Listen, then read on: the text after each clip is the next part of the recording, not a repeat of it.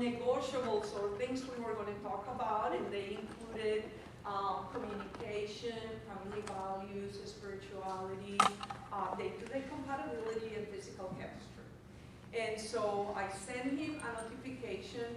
I later learned that he was not intending to respond to me because he had dated some Hispanic ladies and he didn't find that communication was easy. There was a big language barrier.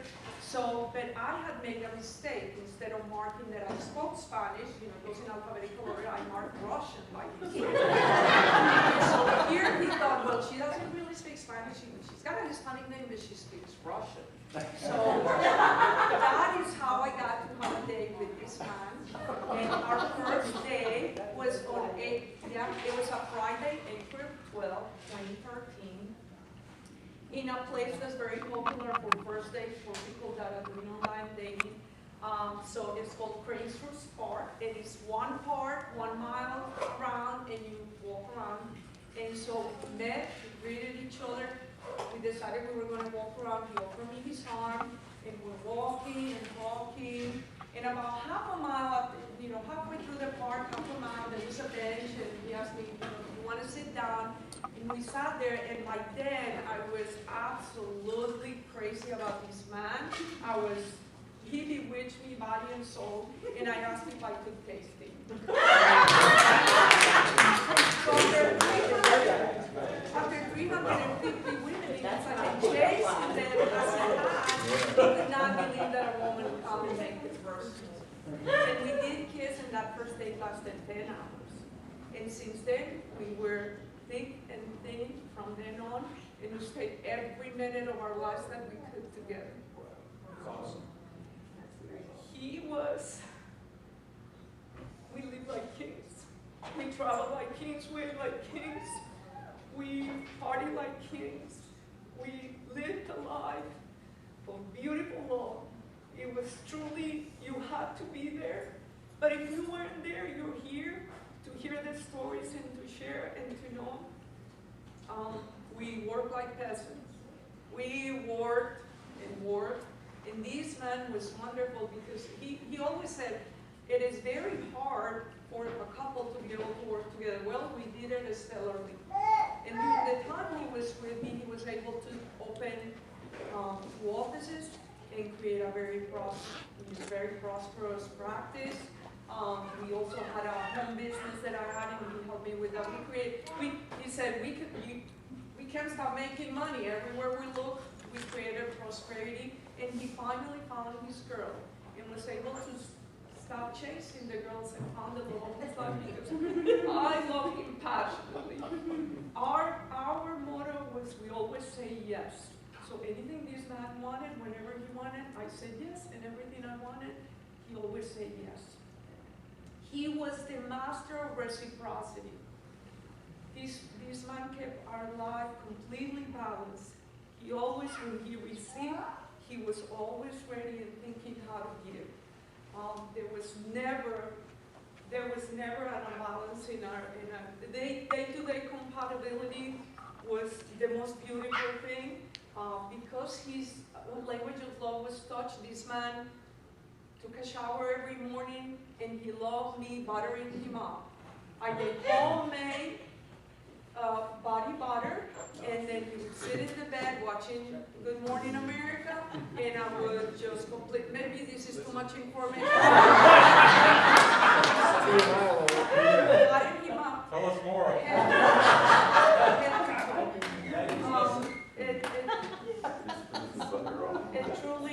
I love gardening. This man would sit outside in the garden with the wine, with the music, applauding every single thing that I did out there. He greeted me every morning by turning his head, and that gaze in those eyes and a smile that was worth $1 million. He always made me my coffee, my love coffee. He would get up, make me my love coffee. It truly was beautiful.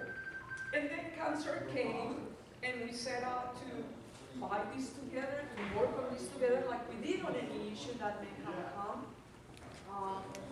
And we battled cancer for 3.5 years. And when it became evident decided that just as on that magic April 12th of 2013, we were to be together from that day on, then we knew then that the universe had decided that we had to part, that we had to go different ways. And we understood that this was a possibility. And so I knew then that my job as a wife was to hold his hand and walk him to the portal of death. And I didn't know if I had the courage to do that. So I summoned help, and help came. And help is still coming. You were here to celebrate with me. And I didn't know if I had the courage. I summoned help, and it came. And it came in the form of these ladies, and it came in the form of my family, my children, our friends, our neighbors that would come and stop at our house. Our house had always the doors open. I'm wearing pajamas because we had a pajama party for the last 2 years. People would just come in and hop in bed with him, laugh and cry, and caress him and kiss him. And Leslie came, and Jamie came, and Jennifer came. What I didn't know then, and Nancy, you helped me put that together when you used that. Remember the weave, the last text that you said, he will weave us together? You said that's what we were doing. We were weaving, my beautiful man, a super cape, an invisible cape with threads of love that he could take to the afterlife. So he would never remember, he would never forget that he is loved. He always said at the end, he always said everything serves. That's how he lives his life. He never lost his school, he never argued. He was the master of just watching stuff happen and remaining composed. And at the end, he said, I don't understand. What does it serve? That I finally create this prosperity and have the love of my life that I've been looking. And then this comes. Now the universe says, I have to part from this. He said, at the end, at the very end, he said, I know now what this serves. What this serves is, this show me how much love I can get and how much I am loved. And so we weave, all these people that helped me and came and gave him love, helped me weave a cake that he's taken to the afterlife. And we're still weaving that. We're still doing that. And at the same time, I realized he weaved for me this super cape of friends and that have carried me, my children and our friends and our neighbors that have stopped just carrying me through all these months, since he passed, completely surrounded by love. And to continue within that cave, you are here, and I am going to then introduce to you Reverend Kath. And Reverend Kath is a book writer, and no one has more faith, on Reverend Kath's prayer treatments than Richard. They always elevated him. They always put him above any situation that he had. When he met with Kath and they did their prayer treatments, he was above the world. He was above the universe. It always just the shift. And so every time his heart was hard or heavy, he would call upon Kath and or Tony or John. And when Julie says that she's grateful that I opened, my love was not enough for this man. I needed all these other people to gather around me to show him the magnitude of the impact that he had in everyone's life. He had a special friendship with Kat, he had a special friendship with Kim, and with Julie and Mary, and with so many others. And if you feel like you missed the time, like you should have been close to him, you haven't missed anything. Because I am absolutely sure that he is in each one of us here. That there is a little bit, I know you see it in the sisters. There is a wavering faith that Leslie has. There is the utmost best party girl. Richard was the best person to party with. Where's Jamie? Okay, that part. So you see, there was that in Richard. The man, the two of us could throw a party of like any day of the week. And then Jennifer is going to be here later, and Jennifer is very sweet and calm, and you'll see that part that Richard and I share that part as well. So to continue within this cloth, this invisible cloth, this super cake that my wonderful Richard took to the afterlife, here's Scott to lead us on that conversation.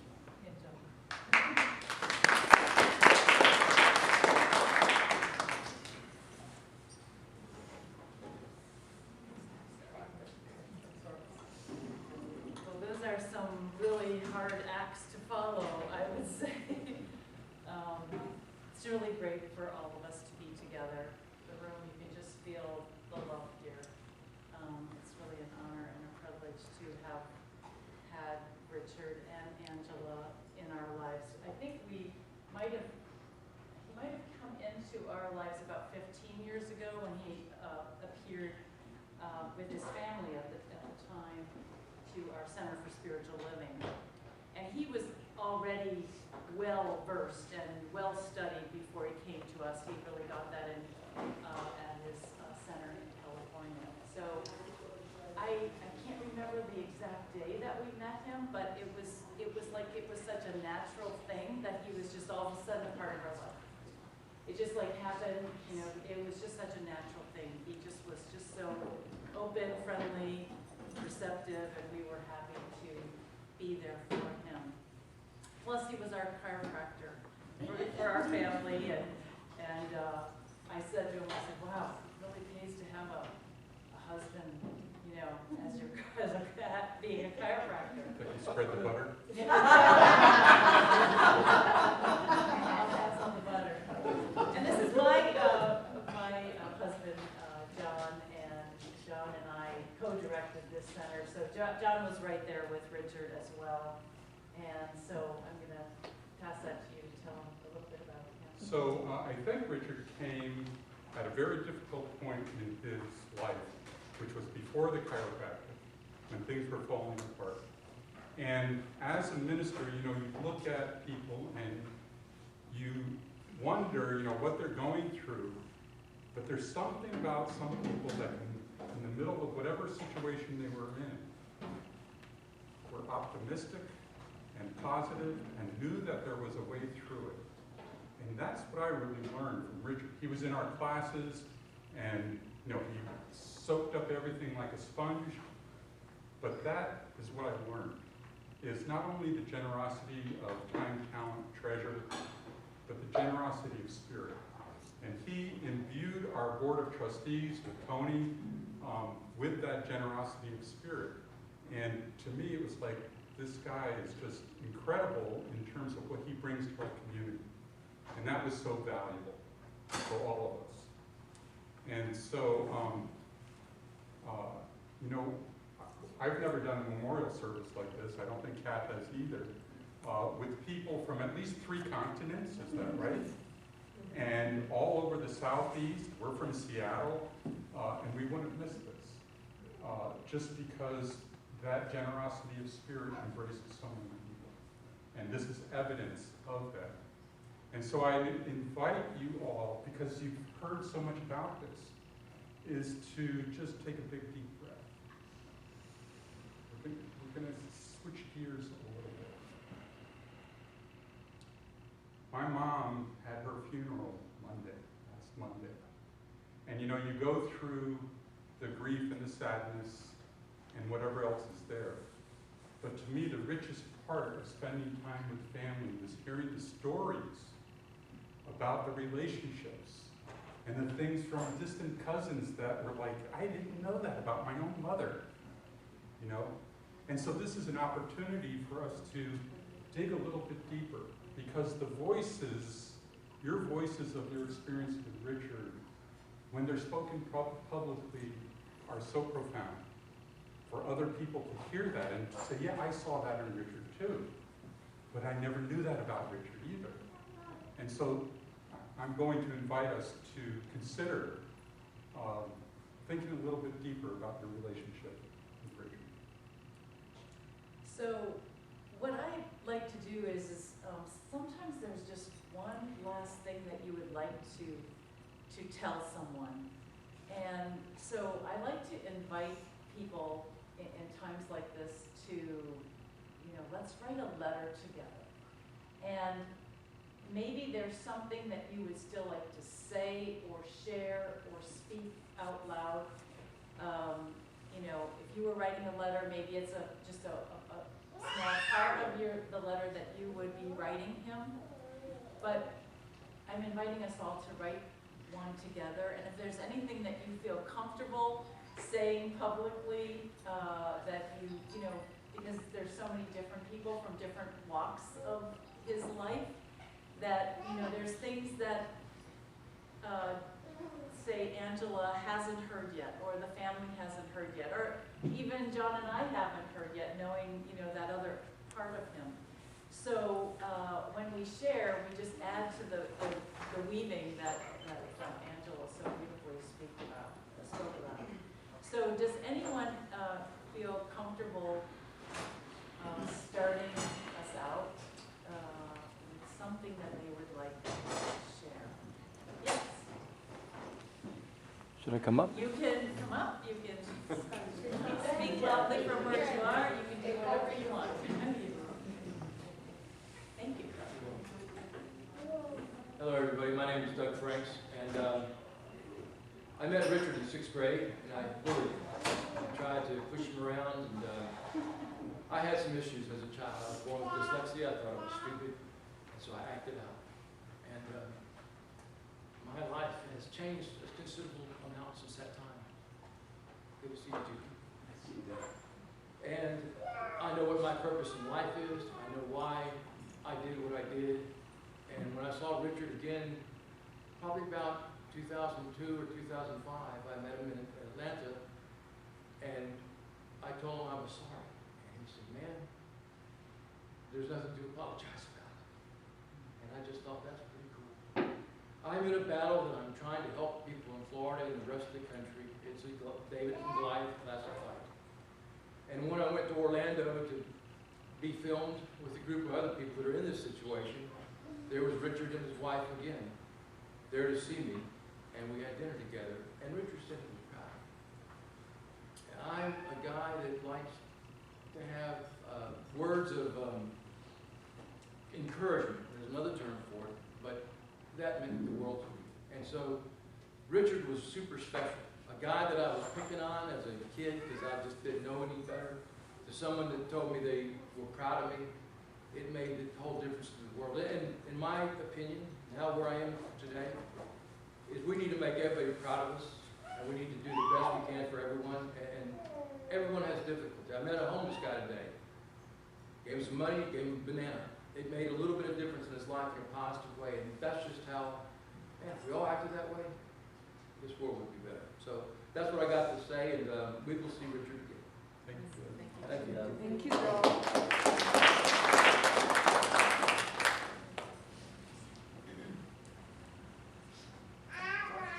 Tony.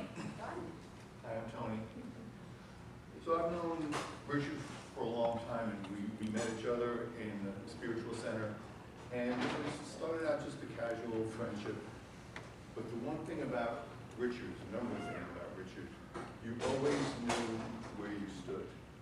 He was always honest with you, whether you wanted to hear it or not.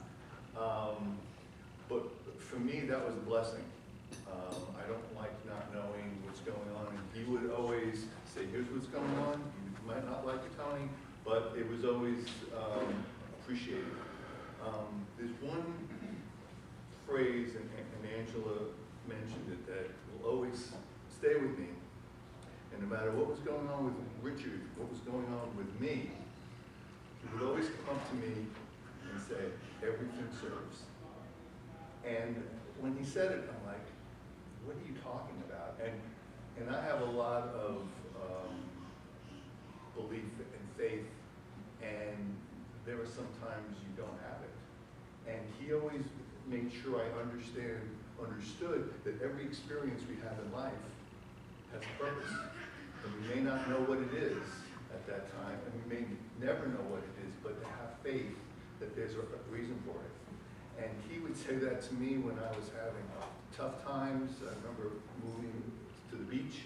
I needed to kind of get away from things. And the first people that came to meet me out there was Angela and Richard. And we had dinner, and he said, this is just the start, everything serves. And we would meet over and over again. And now that phrase is what I take from him, and I can go out into the world, and when I meet with people that are having difficulty, that's what I share with him, and that's all because of Richard.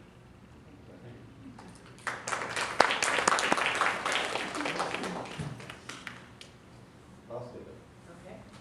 My name's Lee Barano. Richard and I were in high school together from 72 till 76.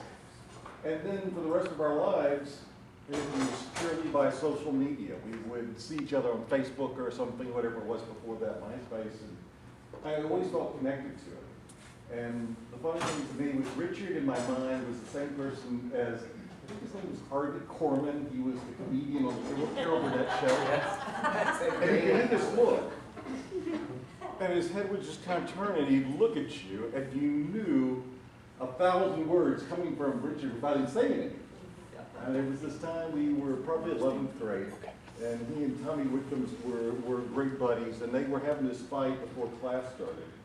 And they're throwing stuff at each other, back and forth, and I'm sitting up by the window, I can remember it clear as day, and Richard turns and he throws his book, and Tommy ducks, and the book lands on my desk. So I pick it up and I look at it, and I toss it out the window, just as the teacher's walking in the room.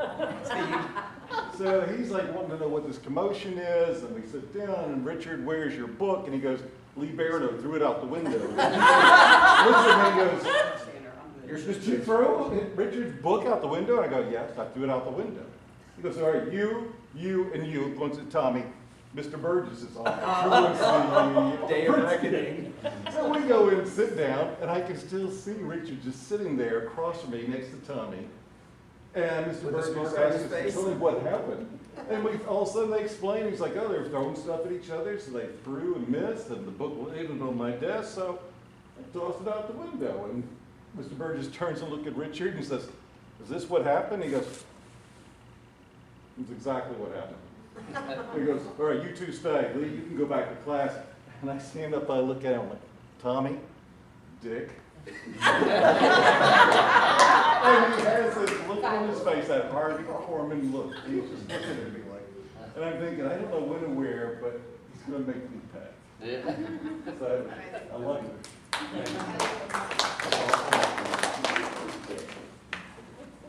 Isn't this great, hearing these voices that you got no idea what the story is? That's what this is about. I'd like to share something, and I'm not going to stand up. Richard's last birthday was October 26th, and we had the honor of being with him. He was in the hospital bed in his living room. His sisters were there with us, and we were all sitting there on his bed, and we were holding his hands, and we were rubbing his head, and we were kissing him. And one of Richard's favorite songs is by the Carpenters, Close to You. And we all started singing it to him. On the day that you were born. And he started singing with us. He was mouthing the words. And it was the most unbelievable moment that I think I've ever had in my life. He was such an amazing man, and to be able to share that moment with the people that were closest with him on his very last birthday, when he turned 64 because he passed away just a few days later.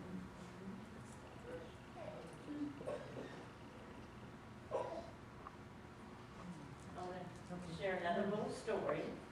This was, what, 6 months? No, 9 months before his birthday. When Richard and Angela met, they talked about getting married in Las Vegas. I was gonna tell that story. The Thank you. Cleavers, oh, Yeah. the three of No, us but you tell it. were going to be their flower girls.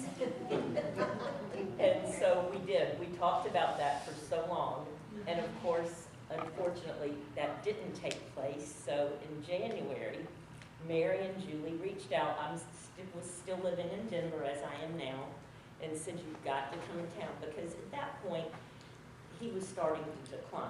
And so Julie, being the costume coordinator, we had tutus, we had boas, we had little baskets with flower petals.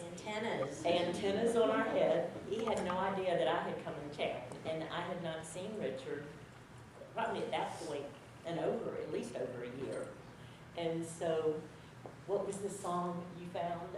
I Love the Flower Girls. So Angela whisked us down the side gate at her home, and Richard was on the sofa, and she turned on the music, and here came 3 little flower girls. And I will never forget that as long as I live. It was truly one of the most special moments, but especially with Angela. How many women do you know that would embrace the 3 of us? And truly a sister. She's a sister to us now. But I mean, Richard made that happen. He put us all together, and we promised him we would always take care of you. And in doing so, he And let we will me, love doing that. and in doing so, he left me 3 beautiful sisters, 3 beautiful mothers, 3 beautiful daughters, because you're everything. You're everything. They have been critical in my processing of Richard's death, because they came to my help to help me show this man that he was loved beyond time, beyond social conventions, beyond anything. I never told you how we got married. We had been living together for 5 years, and we were planning a wedding in Vegas with these girls, walking him down the aisle to the tune of "All the Girls I Love." And then the health issues started, so we immediately married. I wanted him to know that I was committed no matter what came, because he was afraid. He was afraid. And I told him, there is no need. We will do this together. And little did I know, we didn't just do this together. We did this with a tribe. I didn't do this together. I did it with a tribe. The sisters, the family, the neighbors, the friends, the ex-girlfriends. They all came together to show us how much love and how beautiful what we have built have been. To Richard. And I want to hear more. Nancy, I'm sorry to put you in the spot, but please share with us about the Richard that you knew in Virginia. We know very little about that time. Ooh. And Angela. So we have another Angela and Richard. I thought that when they signed up, there are RSVPs and someone made a mistake. Yes. And we were in sales, and we had a pretty high stress job, and we all had these cubicles, that we worked in. And you could have had the worst day, and all of a sudden, and you're just like this at your desk, and all of a sudden you would, and there he'd be Richard giving us a little massage, just to make us feel better. So he was wonderful, he was. He always made us smile. Thank you. I'm going to give a little bit different twist on butter. And it's more like a butter knife. And I'll set the table a little bit. In high school, there were basketball players and there were swimmers. Richard was a swimmer. He was, Richard, Tommy, Bill Pierce. They were the king of the Speedos. We were the basketball team, and the basketball team was pretty damn good for the 4 years that we were all together in high school. And to say that we probably became self-absorbed would be an understatement, because we were pretty good. I mean, we were a really small school, but we were able to take on a lot of Goliaths and beat them. And Richard reminds me, and we had so many, and it's going to be a general statement, but it was funny because one of my best friends, and he's a surf buddy, Bill Pierce, was a swimmer as well. So Bill was kind of Switzerland between basketball team and the swimmers. But every time it seemed like, you know, our ego was getting the best of it, and I'm just personally with me, Richard would be like, all of a sudden he's like the little guy that shows up on your shoulder. And he's sitting there and he like dishes out this dose of just like sarcasm that had a parable in it. There was like this parable, you know, at first, you know, we're immature high school kids and you're just going, what the hell is Richard even trying to say? But he would take you, you know, he would take you down like 3 notches. And then you would walk away from it having learned something. Like, so when I talk about the butter knife, it was like Richard had this uncanny way of teaching you humility. I didn't realize it at the time, but it's like, okay, when I look back at high school, because, you know, I've had a very fortunate and blessed life, but I look at, Richard was probably one of the first people besides my parents, but that usually had to do with a switch or a belt, to actually use words to teach you humility and like, okay, you're not quite all that. But in a very, you know, when you walk away from it, you're going, like what Richard said. Yeah. And it's just, and I can't name a specific, because it happened so many times. We had 4 years together, and every time it's like when you least expect it, there's Richard on your shoulder. But in real life, I mean, it's like, and kind of to set the geography of it, we all went to high school in an old hospital, early 1900s hospital. We built this, it still looks like, I don't think it's Cat 5 proof, but we built a gymnasium that had linoleum floors, so I'm surprised it wasn't like a nonstop OSHA infraction. But then the pool with the swimmers are, so basically we cohabitated on this one little piece of property. So, you know, after practice, you know, we're showering, the swimmers were coming in, and so it's like, you know, you couldn't help but see each other year round. So there were so many instances with Richard. And when I look back at high school, a lot of it's a blur, but it's like, you know, it's just crystal clear, all these little things that Richard did over the 4 years. And none of it was ever done with malice. There was sarcasm, but never malice. So it was like my early learning of humility of fellow human beings. Good job. Absolutely. Thank you for the beautiful ceremony. I want to this morning. piggyback off of that because Fun. that sarcasm never Stop. changed, but it evolved because in California, he developed a passion for Hollywood and for movies. And this man had photographic memory and knew the lines to many movies. I mean, he could watch a movie over and over again and then recite it to you. So that sarcasm got this finesse, so it would come out in, he would slip movie lines in there. Instead of fronting it, he would just use a movie line. I mean, at the end, when, you know, he worked all the way to the end, a month before he died, he was still seeing patients, he was still driving, he loved what he did. But then, you know, he started to decline, and he said, I don't understand. When am I going to die? What is this? But this long thing, this is like in a Skyfall, the evil guy that said, light is clinging to me like a disease. That's how, you know, he would just throw them in there, but use all movie lines but so he kind of dressed it up with finesse, but it was still there. It was very much still there.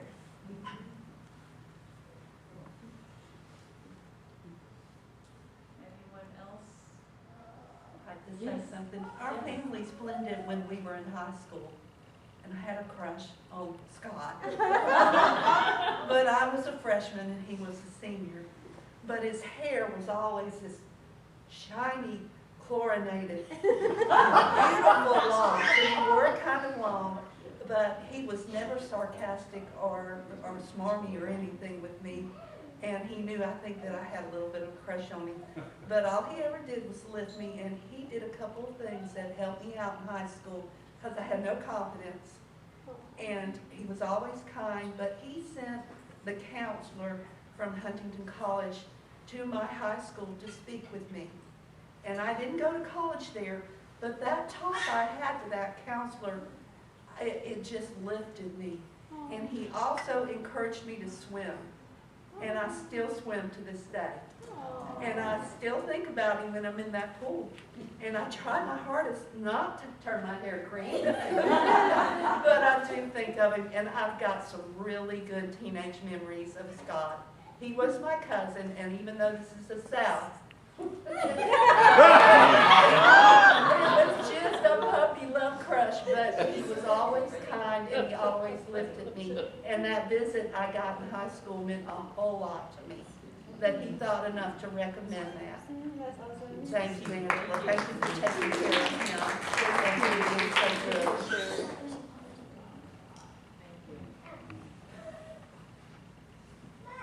Well, I know that there's going to be more stories shared at the table. I know some of you don't feel comfortable saying them, or maybe they haven't even come to mind yet. So I'd like to invite us to do something else, one more thing before we move along. And that is, you know, we all have many wonderful qualities, but I'd like to focus, since we're focusing on Richard, Scott, however you know him, what are some of the qualities that stood out to you? Just, you know, one word, just yell them out. Made every one of us feel like we were his best friend. Every one of us, truthfully. I'm like, wait a minute, I'm his best friend. No, she's his best friend. But he did have that gift. Not many people have that. So just his way of making us feel Special. yes. He encouraged. Encouragement. Care. Care. Yes. Better. What was that? Butter. That's not Finesse. ever. Yeah. Empathetic. He had a smile that was disarming, Yeah. for sure. And even towards the end, you know, because I saw him towards the end, and he wasn't able to get out of bed because he was in that much physical pain. But he always had a smile on his face. And Angela used, you know, they used to talk, you know, that he loved the tactile stuff, he loved to touch. And so when I would rub his hands, he would just, by about 5 or 10 minutes into it, he would start snoring. You know, he was just so relaxed, but he had this smile on his face. And he had this wonderful way of figuring out how he could connect with you. What it was that, you know, like I'm an introvert, so he would figure out how to pull that side. You know, and he was very good at that. Thank you. Anyone else? Qualities? He was authentic. Authentic. That's a great. Trivia genius. Trivia genius. Yes. Nobody could be him at Jeopardy. That's great. Well, let's take those qualities now, and you know, we have all of those qualities in us, and yet we don't always recognize them. But in order to recognize them in Richard, we know that we have them, because you can't see it in someone else unless you already have it there. So I'm going to invite you to just take a moment, close your eyes if you feel comfortable doing that, and think about one of those that you liked hearing the most, that you would like to kind of incorporate more into your own life, you know, or kind of, you know, focus on that. And so just take a moment now and think about which one, maybe it wasn't mentioned, but a quality that you would like to commit to give more focus to in your own life.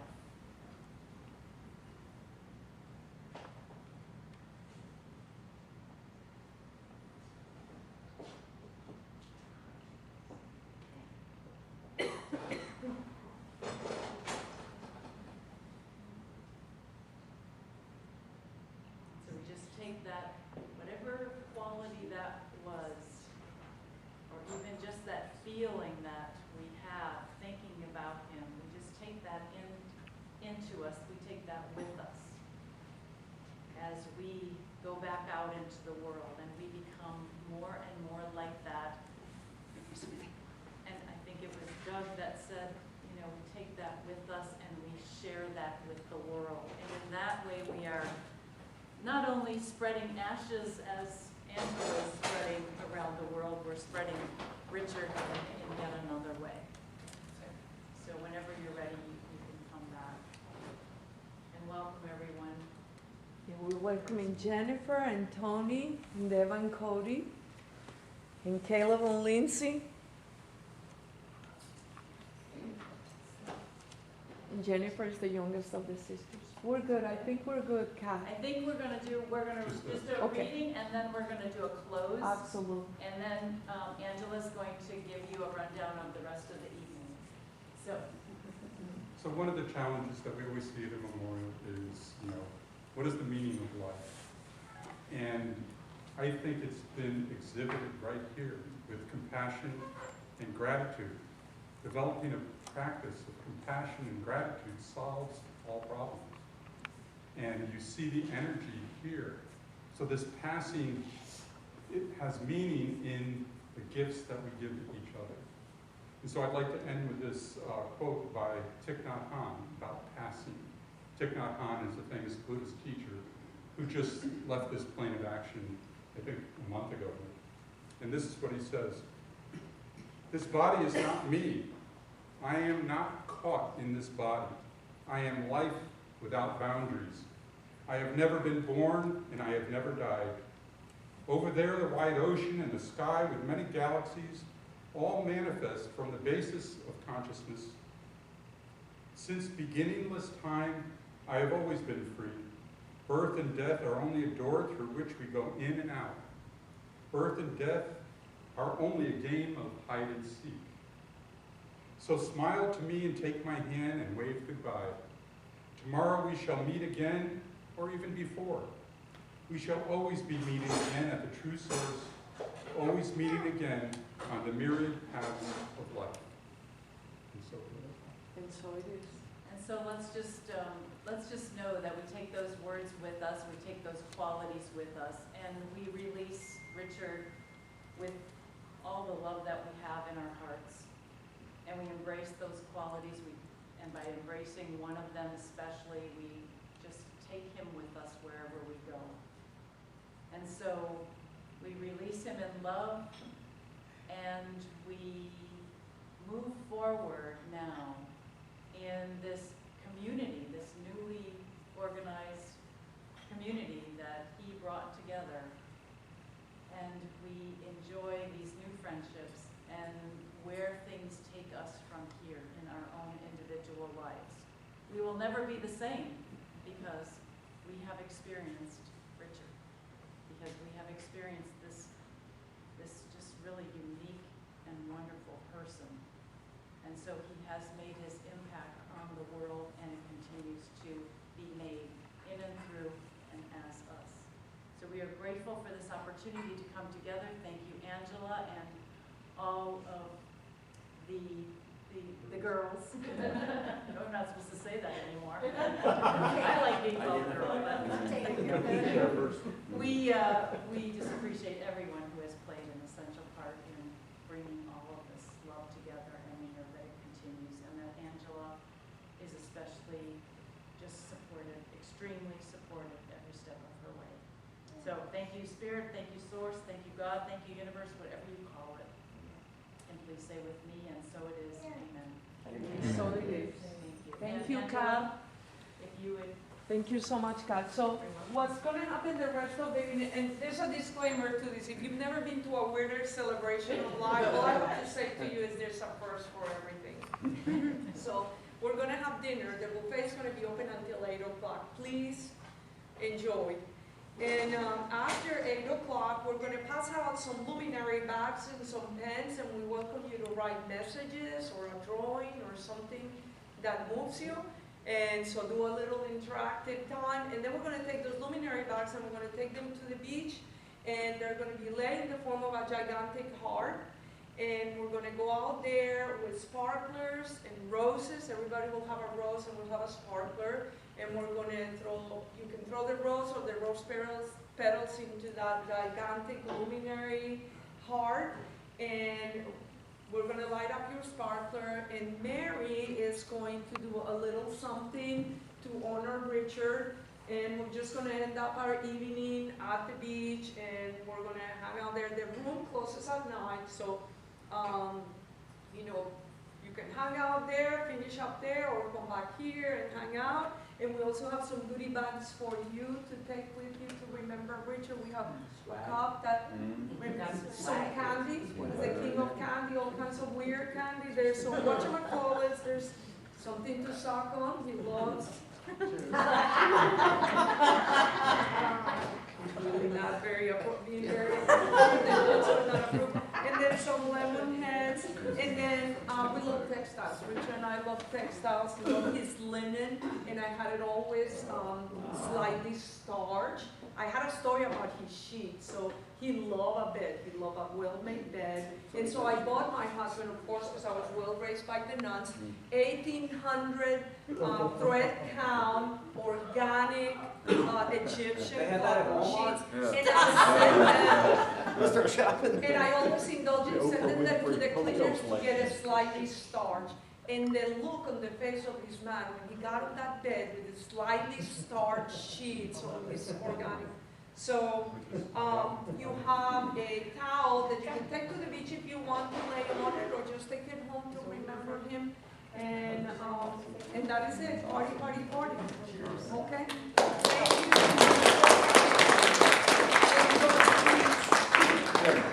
Keep in touch with Jeff Lynn. Every day.